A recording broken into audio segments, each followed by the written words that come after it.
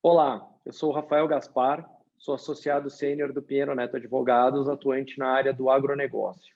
E hoje vamos bater um papo sobre ESG e o agronegócio. Olá a todos, eu sou o Thiago Lessa, sócio do escritório Pinheiro Neto, da área de agronegócios também, e vamos bater um papo sobre esse assunto que está tanto em voga nos jornais, na TV e muito tem se falado nos últimos anos. Tiago, de fato, esse assunto está muito quente no mercado, né? Todo mundo está falando de ESG. Como isso tem impactado o agronegócio? O que você tem visto nisso? Olha, Rafael, de fato tem surgido várias coisas, tem coisas novas mesmo no setor. Legislação nova, regulamentação nova e, mais importante, novas oportunidades para o produtor rural ou para empresas da cadeia do agronegócio que integram a cadeia do agronegócio. A título de exemplo, e citando aqui o que a gente tem visto recentemente, foi promulgado ano passado a lei do CBIO, que permite que usinas de açúcar e etanol sejam remuneradas por produzirem um combustível menos poluente e vender e comercializar esse combustível menos poluente no mercado. Então, portanto, um estímulo à produção de energia renovável. O ano passado ainda tivemos também a promulgação da Lei 13.986, que criou pela primeira vez, de forma expressa na legislação, a possibilidade de um detentor de área de floresta nativa emitir uma CPR de floresta. E isso é muito interessante, não existia essa possibilidade de forma clara na legislação anteriormente. E também, no início desse ano, em janeiro desse ano, foi promulgada a lei de pagamentos por serviços ambientais. E qual que é o propósito dessa lei, que ainda carece de regulamentação para ganhar corpo e ganhar atração? Ela é um reconhecimento da possibilidade de se remunerar quem preserva, remunerar quem preservou floresta nativa no país, tanto por organismos do setor privado, entidades do setor privado, quanto também por entidades estatais. Organismos estatais, órgãos estatais podem também remunerar particulares por terem preservado a floresta. Então, isso mostra, Rafael, quanto esse assunto não só é um assunto que está bastante quente, que tem sido muito discutido, mas existiram mesmo alterações recentes na legislação que trazem essas oportunidades para o setor do agronegócio, tanto para o produtor quanto para as empresas que compõem a cadeia do agronegócio. Que legal, Thiago. E uma preocupação que a gente sempre vê é a regulamentação está pronta, tem muitas novidades, mas isso ainda está no mundo teórico ou você já tem visto operações realmente acontecendo com esse tipo de produto, ESG, usando essas regras que você comentou? Isso já está acontecendo. Isso não é uma promessa só, não é também só notícia de jornal, só algo que a gente ainda vai ver acontecer. Não, acho que já está acontecendo. E é muito interessante olhar para essas operações que têm acontecido. E quais são elas? CBIOS, esse já é uma realidade, já há CBIOS sendo comercializados no mercado, então, portanto, isso já é uma realidade, não é apenas uma promessa, isso já está acontecendo. E a gente tem visto produtores rurais já começar a acessar o mercado de capitais com títulos que são reconhecidos como títulos que atendem internacionalmente taxonomias, que são basicamente critérios, um nome difícil para chamar simplesmente critérios, de que aquela atividade agrícola, aquela forma de cultivar, é uma forma ambientalmente sustentável. E isso não é algo exclusivo do setor do agro, é algo que, claro, outros setores podem acessar, mas o interessante é que o agronegócio brasileiro foi absolutamente inovador. Foi aqui no Brasil, em uma operação que nós tivemos o privilégio de atuar, que foi a primeira operação reconhecida internacionalmente como uma operação que atendia todos os critérios ambientalmente sustentáveis e, portanto, recebeu uma certificação do chamado Título Verde. E isso aconteceu no Brasil, então não é fora do Brasil, não foi algo importado que nós fizemos, não, o setor do agronegócio brasileiro inovou, se beneficiou, claro, dessa alteração na legislação e no reconhecimento internacional de quais são esses critérios e condutas ambientalmente sustentáveis, e essa operação saiu no mercado ano passado, e foi por outra empresa do setor refeita este ano, na verdade, outra empresa se inspirada na captação do outro tomador do ano passado, também captou esse ano, seguindo critérios semelhantes, e isso simplesmente abriu literalmente a porteira. A gente vê agora uma série de operações acessando o mercado de capitais, tendo a chancela e a certificação do título verde.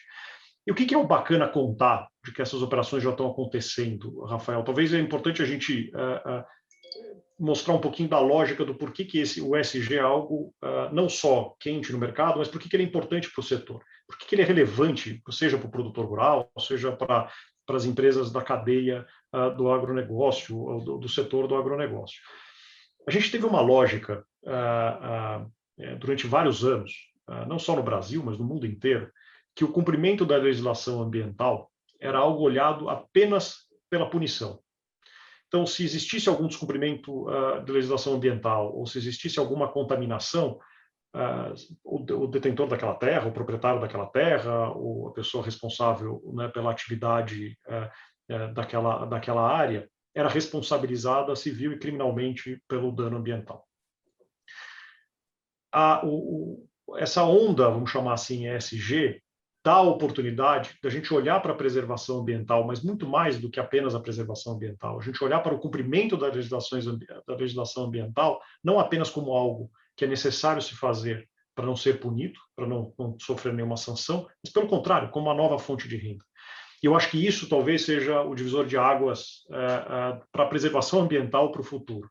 Então, as gerações dos nossos filhos, dos nossos netos, talvez realmente conviverão num ambiente ambientalmente sustentável, porque não existirá apenas a punição, mas existirá também a remuneração por ter preservado. E essa é uma lógica interessantíssima, seja da lei de pagamentos por serviços ambientais, seja da nova lei que criou a CPR de floresta, seja o CBIO, que está remunerando e dando uma nova fonte de recurso para um ente do setor do agronegócio, que são as usinas de açúcar e etanol, que produzem um combustível renovável e também menos poluente.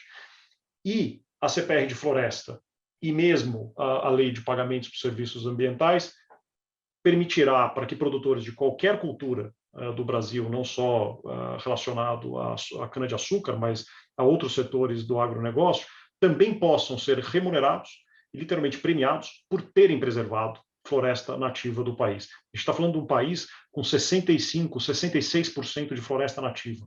Talvez um país com as maiores áreas, se não a maior área do mundo de floresta nativa, e pela primeira vez teremos a possibilidade de remunerar a preservação de floresta.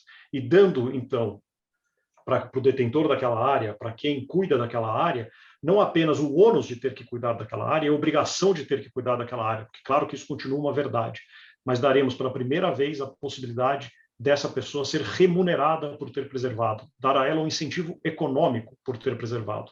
E na nossa visão não há, eu acho que consequência melhor para a preservação ambiental do que não apenas você, claro, punir e aplicar as medidas legais com eventual déficit ambiental, com eventual contaminação e uma quebra da legislação ambiental, mas mais do que isso, premiar e remunerar aquele que preserva, que são a vasta maioria dos produtores rurais e do setor do agronegócio. É aqui que está o divisor de águas para o setor, que é muito interessante que essa legislação recente tem trazido e que, sim, não é apenas algo que está com uma promessa na legislação, algo que vai acontecer, mas algo que já está acontecendo e é a oportunidade que está aí na mesa pronta para ser utilizada pelo setor. Muito legal, muito interessante. E conta mais uma coisa, Thiago, essas regras, tudo isso, elas vão impactar só esses emissores de CBIOS, de CRAs verdes, de outros títulos verdes, ou esse impacto ESG pode afetar de alguma outra forma a vida de emissores, de produtores, as indústrias envolvidas no setor? Como é que isso funciona? A pauta ESG é uma pauta universal hoje. Então, ela não é algo exclusivo do setor do agronegócio, ela não é uma pauta exclusiva de nenhum país. Ela é literalmente uma pauta hoje mundial. E por ser mundial, ela afetará positivamente, mas afetará a relação das empresas, das relações humanas em todas as esferas. Vou dar um exemplo que atingirá também, que essa pauta atingirá também o setor do agronegócio, como outros setores da economia, que não diretamente relacionada ou à captação de recursos, ou a novas fontes de recursos, ou a novos incentivos.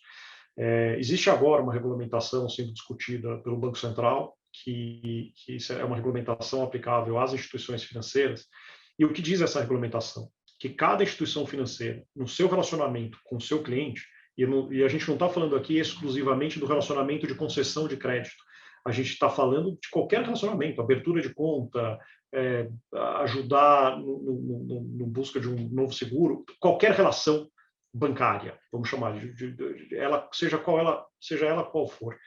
A instituição financeira terá que observar se o seu cliente observa condutas sociais, ambientais e climáticas.